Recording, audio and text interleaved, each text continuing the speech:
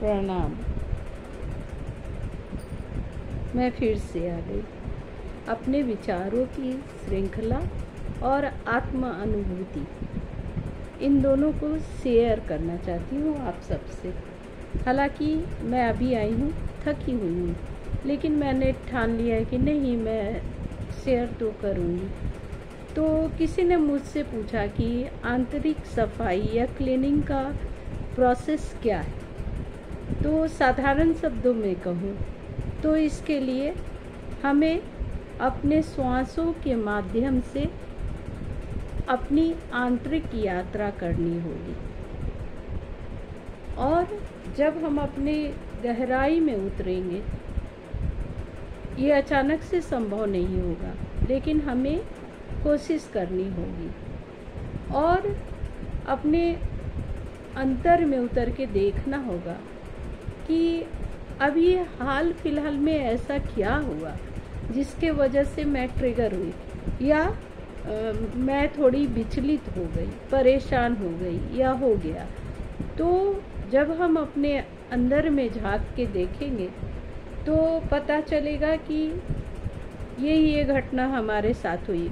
उसको बिल्कुल देखना है, ध्यान से देखना है, बस देखना है चुपचाप। और जब आप देखो तो ये ध्यान में रखो कि आप तटस्थ होकर देखोगे, न कि अपने प्रति सकारात्मक होकर। और जब आप देखना शुरू करोगे तो उस घटना में आप पाओगे कि किसकी कितनी गलतियां थी, और आपको फोकस ये नहीं करना है कि दूसरों में क्या कमी थी या दूसरों ने क्या किया, आपने क्या क्या किया। आप उस पर फोकस करो, फिर उस चीज़ को कई बार अपने मन में दोहराओ और सोचो कि मैं ये गलती दोबारा नहीं करूँगी। उसके लिए तुम्हें बिना नकाब के होना होगा। ये नहीं कि एक नकाब या पर्दा लगा लिया और खुद को सही सही सही और दूसरे को गलत गलत गलत ठहराए।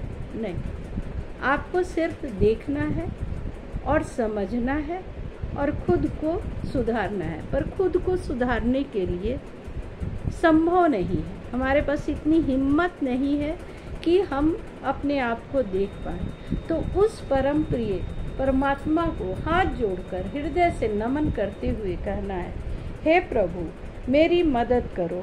मैं अपने आसपास के माहौल को बहुत पॉजिटिव या सकारात्मक बनाना चाहती हूँ।